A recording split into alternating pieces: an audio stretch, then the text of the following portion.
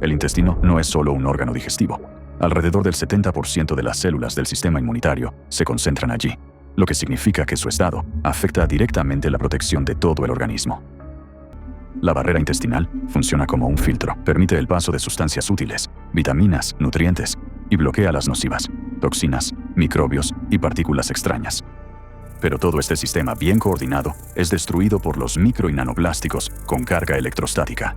Dañan las células que recubren las paredes intestinales y debilitan las uniones estrechas entre ellas, lo que hace que la barrera intestinal sea más permeable. Microbios, toxinas y partículas de plástico comienzan a penetrar en el torrente sanguíneo desde el intestino. En respuesta, el sistema inmunitario desencadena inflamación. El intestino también es el segundo cerebro del cuerpo.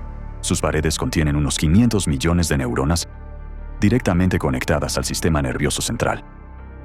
Esta conexión se llama el eje intestino-cerebro. El intestino y el cerebro están conectados a través del nervio vago.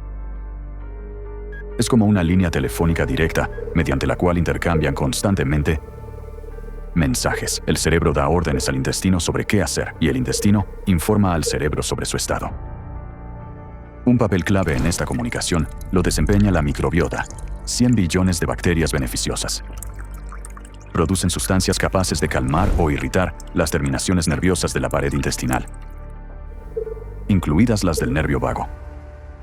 Los micro y nanoplásticos cargados alteran el equilibrio de la microbiota intestinal. Los microorganismos beneficiosos mueren, mientras que los patógenos comienzan a multiplicarse activamente. Cuando esto ocurre, la comunicación entre el intestino y el cerebro se distorsiona.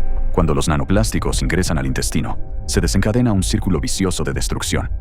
El daño que comienza en el intestino conduce a disfunciones sistémicas en todo el organismo. Los sistemas digestivo, inmunológico, nervioso y endocrino se ven afectados.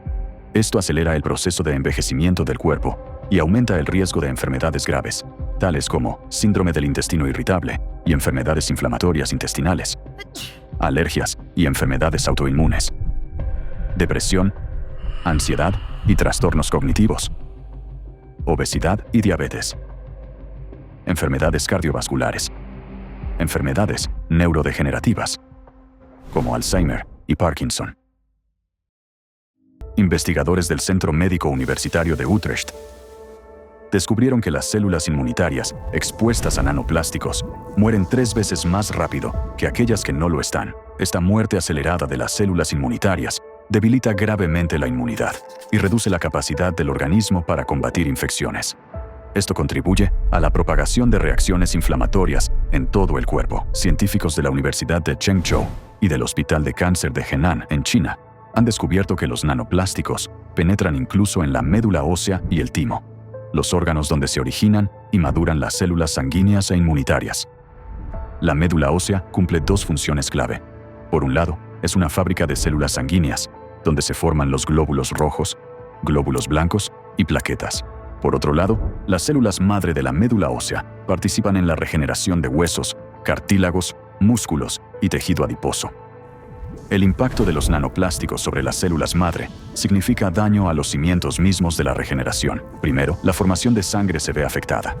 Puede desarrollarse anemia por falta de glóbulos rojos. Disminuye la inmunidad por la reducción de glóbulos blancos. Y aumenta el riesgo de hemorragias por déficit de plaquetas. Segundo, el daño a las células óseas hace que los huesos sean más frágiles, aumentando el riesgo de fracturas y ralentizando su recuperación. Los nanoplásticos no solo destruyen el sistema inmunitario, sino que, a través de su carga electrostática, también crean condiciones que favorecen la reproducción y la resistencia de los patógenos.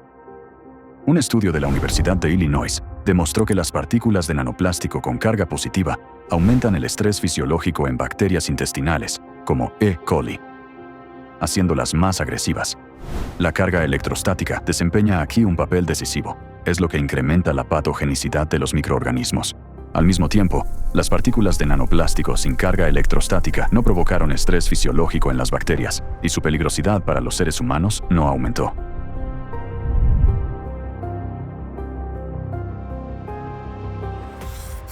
El experimento demostró que los microplásticos, especialmente el poliestireno, pueden absorber hasta el 98,6% de los virus, prolongando su supervivencia fuera del organismo hasta 7 días.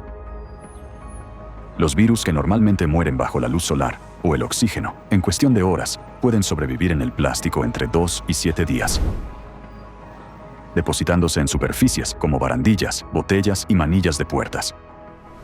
Un solo estornudo de una persona infectada puede liberar hasta 200 millones de partículas virales al aire, que pueden aterrizar en cualquier superficie de plástico en interiores o unirse a partículas de nanoplástico presentes en el aire y el agua. Los microplásticos se convierten en un taxi aéreo y acuático que propaga la infección. Una vez en el torrente sanguíneo, las partículas de micro y nanoplástico cargadas se recubren rápidamente con proteínas plasmáticas, formando una biocorona que las enmascara como si fueran células propias del cuerpo y las hace invisibles para el sistema inmunitario. Resistencia a los antibióticos.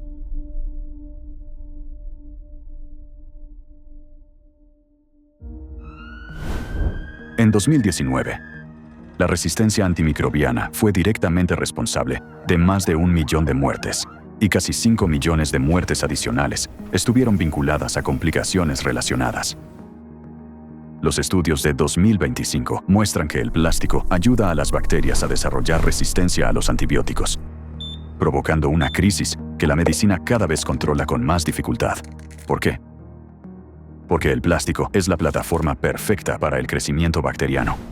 En su superficie forman fácilmente biofilms, una capa protectora densa que resguarda a las bacterias de la desecación, la luz solar, los ataques del sistema inmunológico y, lo más importante, de los antibióticos.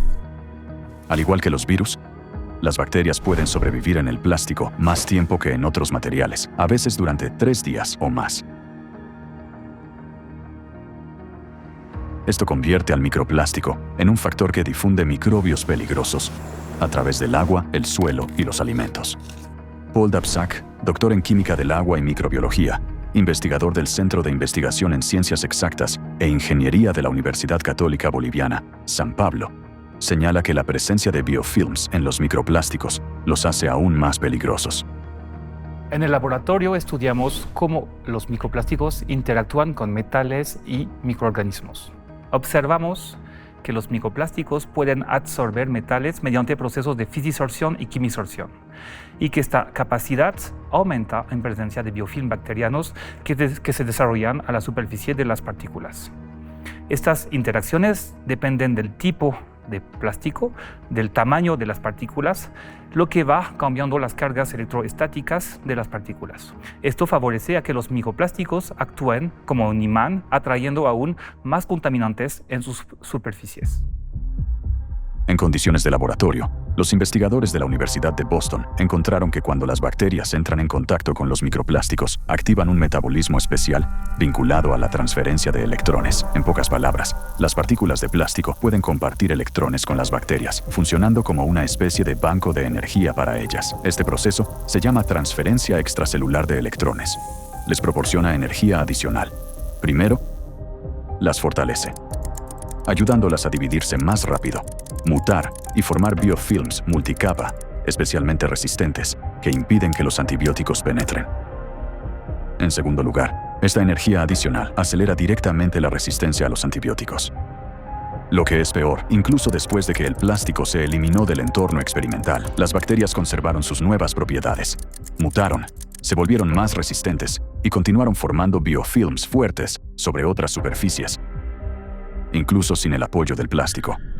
Esto significa que el plástico puede acelerar el surgimiento y la propagación de las llamadas superbacterias, resistentes a los tratamientos farmacológicos. Según estimaciones de la OMS, para 2050, 10 millones de personas morirán cada año debido a la resistencia antimicrobiana. Además, los nuevos medicamentos se desarrollan más lentamente de lo que las bacterias evolucionan. Así que pensemos en esto. Los microplásticos cargados no solo ayudan a las bacterias a sobrevivir, sino que también les permiten mutar en superbacterias resistentes a los antibióticos. Este descubrimiento cambia por completo nuestra perspectiva sobre la contaminación por plásticos, porque ahora entendemos que el problema es mucho más alarmante de lo que creíamos. Y cada año, la amenaza de la resistencia a los antibióticos crece. En muchos países, los medicamentos estándar ya están perdiendo eficacia, y hasta las infecciones comunes se vuelven cada vez más difíciles de tratar. Si esta tendencia continúa, los antibióticos podrían volverse completamente inútiles en un futuro cercano.